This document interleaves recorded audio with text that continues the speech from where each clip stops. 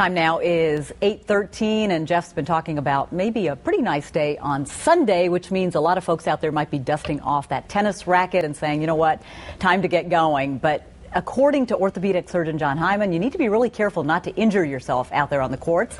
And the doctor is with us this morning to talk about those tennis injuries and how we can avoid them and prevent them. Good morning. Good morning. So when we talk about tennis injuries, I think the biggest issue for a lot of people might be overuse. That's right. Of the same muscles. Right. At this time of the year, a lot of people are getting involved in the Alta leagues, the USTA, K-Swiss leagues, and so they're playing multiple times a week and maybe have not had the conditioning and the proper warm-up to prepare for this intense season. And so tennis often brings a lot of overuse injuries to the body. So when we talk about that, you're talking about what things? Can you run them down for us? Tennis elbow perhaps is one? Yes, tennis elbow is the most common. That's commonly seen when people are gripping a racket. Right. And I won't hit you with this, but in the gripping process on the outside of the elbow, that puts a lot of strain on the tendons there. So repetitive gripping and backhand, forehand causes a lot of tennis strain on the elbow, but also the shoulder from a lot of the overhead serving activities.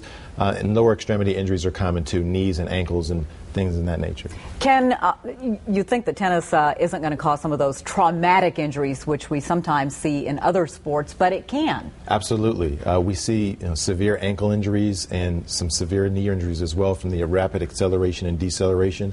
Sometimes people dislocate their joints entirely and require surgical reconstruction. So it's important to be careful about the surfaces that you're on, whether there's debris or how clean it is or there's potholes, because some courts aren't as in good a condition as others, obviously. Hopefully they will be as spring kind of rolls in and the tennis season gets into full gear. But when you talk about treating some of these injuries, which I'm sure you see a lot of, what's the treatment plan out there? Well, first thing is to rest and increase the time between your episodes of exposure to the game. Anti-inflammatories, ice initially for the first 3 days, or sometimes heat if you're having an area that's sore. But if it lasts for more than a week or two at a low level, you may want to consider getting a medical evaluation, because one of the things that happens a lot is bursitis in the shoulder. Okay. And bursitis occurs between the tendons and the bone in that space. But if it gets worse, it can go down deeper into the tendon and become tendinitis. And that kind of problem is sometimes difficult to treat on your own. Hey, Dr. Hyman, before we even get to perhaps being injured, are there things that we can do to prevent those injuries in the first place? Yes, absolutely. One is giving yourself time to build up into proper conditioning for your sport, and also adequate hydration, and most importantly is stretching and warming up. As we get older, we need to take a little bit more time before we play to get our body ready to get out there and have fun. Tell me about it.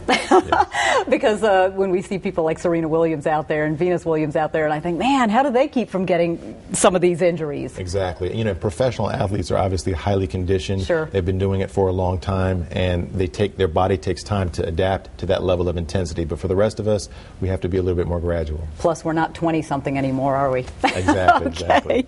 Thank you, Dr. Hyman. Appreciate it. Thank you. I appreciate it. All right. We'll see you next time around.